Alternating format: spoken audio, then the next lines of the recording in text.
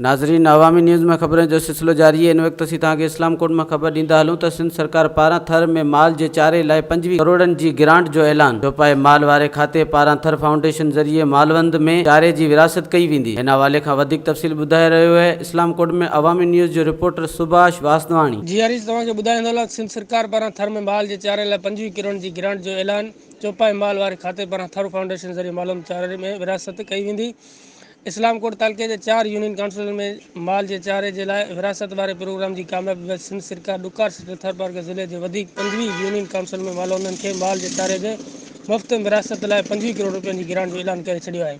इहा ग्रांट थर फाउंडेशन ज़रिए ज़िले जे 25 यूनियन काउंसिल में हिकु सर्वे बैदि अहल मालवंद घराणनि में माल जे चारे जी विरासत तौरु इस्तेमालु कई वेंदी। अहिड़ो ऐलान चौपाए माल ऐं माहिगीरी खाते जे सूबाई वज़ीर अब्दुल बारी पिताफ़ी थर फाउंडेशन पारां इस्लाम कोट वेझो ॻोठ काटण में माल जे चारे जी विरासत वारी तकरीब खे ख़िताब कंदे कयो।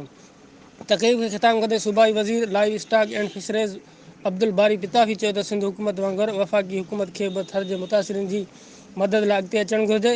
सिंध हुकूमत थर जे ॾुकार मुतासिरनि जी मदद करण सां गॾोगॾु जानवरनि खे बीमारियुनि खां महफ़ूज़ बणाइण लाइ घुरिबल वैक्सीनेशन इलाज जो कमु बहितर नमूने सां करे रही आहे। सूबाई वज़ीर वधीक चयो त सिंध हुकूमत थर फाउंडेशन खे जानवरनि जे चारे जी विरासत लाइ फौरी तौरु 5 करोड़ रुपया जारी करे चारे जी विरासत जी शुरूआति कई, जेको हिकु चैलेंज हो ऐं वधीक जानवरनि जे चारे जी विरासत लाइ 25 करोड़ रुपया मंज़ूर कराया आहिनि, जंहिं बैदि थर जे रहियल इलाइक़नि में जानवरनि जे चारे जी विरासत कई वेंदी। सूबाई वज़ीर चयो त थर में जानवरनि जो अंग 70 लख खां वधीक आहे ऐं थर जे माण्हुनि जो गुज़र सफ़र पिणु माल ते आहे। हुकूमत जी इहा ज़िमेवारी बणिजे थी त उन्हनि जानवरनि खे बीमारियुनि खां महफ़ूज़ बणाइजे। इन करे पीपी जे अला क़यादत ऐं वज़ीर अला सिंध सईद मुराद अली शाह जी कोशिशुनि सां थर फाउंडेशन ज़रिए चारे जी विरासत लाइ ग्रांट जारी कई पई वञे। इन चयो त संदसि खाते जी कोशिशि आहे त थरपारकर ज़िले जे जानवरनि खे बीमारियुनि खां महफ़ूज़ ज़ोन बणाए जानवरनि जी आमद खे मुमकिन बणाए वञे। सूबाई वज़ीर चयो त खाते पारां थर जे 20 लख जानवरनि खे बीमारियुनि खां महफ़ूज़ बनाइण लाइ वैक्सीनेशन कई वई आहे ऐं पूरी सिंध जे 38 लख खां वधीक जानवरनि जी वैक्सीनेशन कई वई आहे।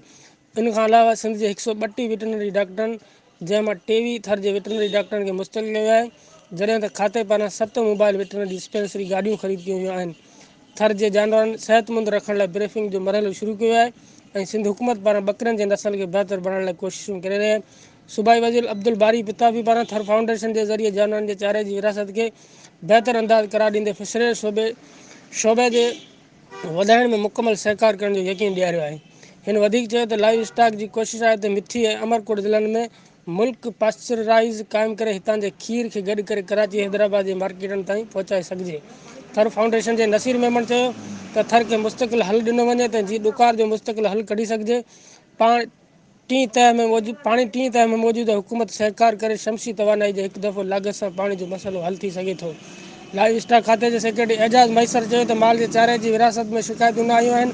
ॻोठाणनि जे सहकार सां तरतीब ॾिनल लिस्टनि मुताबिक़ चारो विरहायो वियो आहे। कोशिश जो नतीजो नज़र अचणु शुरू थियो आहे, जंहिंखे मुस्तक़िल बनायो वेंदो। चेयरमैन ज़िला काउंसिल ग़ुलाम हैदर समेजो तकरीब खे ॻाल्हाईंदे चयो त माण्हुनि जो वधीक दारोमदार माल चौपाए ते आहे। जानवरनि जो चारो पहुचाइणु ॾुखियो कमु आहे। सिंध हुकूमत सोलर पंप हणाया आहिनि। MP फ़क़ीर शेर मोहम्मद ॻाल्हाईंदे चयो त थर जो माण्हू ॾुखियनि हालतुनि खे बहादुरी सां मुंहुं ॾेई थो। बहितर तकनीकी सोच आणण जी ज़रूरत आहे। कारपेनेट वैक्सीनेशन करे हिन इलाइक़े खे बीमारियुनि खां पाक बणाए मार्केट वधाई वेंदी। 70 लख खां वधीक माल आहिनि। माण्हुनि जो गुज़र इंतिहाई हुकूमती ज़िमेवारनि में खेनि बचाइणु शामिल आहे। इन खां अॻु सूबाई लाइव स्टॉक एंड फिशरीज़ ऐं कोऑर्डिनेशन डिपार्टमेंट अब्दुल बारी पिताफ़ी थरकोल जे माइनिंग एरिया, रीसेटलमेंट एरिया, खारे पाणी मां पैदा थींदड़ फसलनि ऐं जानवरनि जे चारे जी पैदावार वारी ज़मीन ऐं ॿियनि मनसूबनि जो दौरो पिणु कयो। साण secretary livestock Ejaz Ahmed Maisar, director livestock Ghulam Qadir Junejo, executive director animal husbandry Jamil Ahmed Shaikh, chairman ज़िला काउंसिल ज़िला Tharparkar doctor Ghulam Haider Samejo, deputy director livestock doctor Naubat Khan खोसो, डॉक्टर राजा माणकाणी ऐं ॿिया वास्तेदार ऑफिसर दौरे में शामिल हुआ।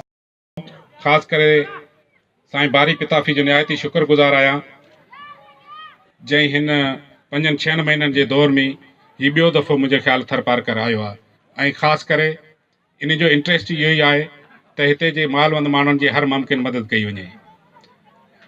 पाकिस्तान पीपल्स पार्टी जी गवर्नमेंट जीअं आई आहे तीअं 6-7 सालनि खां असांखे माण्हुनि खे कणक त पहुचाए पई, पर इहो वाइदो पहिरियों दफ़ो आहे जेको बारी पिताफ़ी जी कोशिशुनि सां अॼु असांजे माल खे बि फोल्डर हिते मिले थो।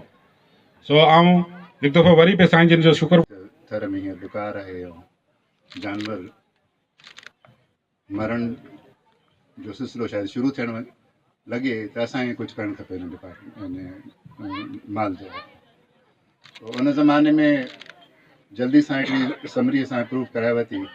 मारीअ जे लोहिया जा रखवालो जीअ भुट्टो जीअ मोहतरमा बेनज़ीर भुट्टो। अॼु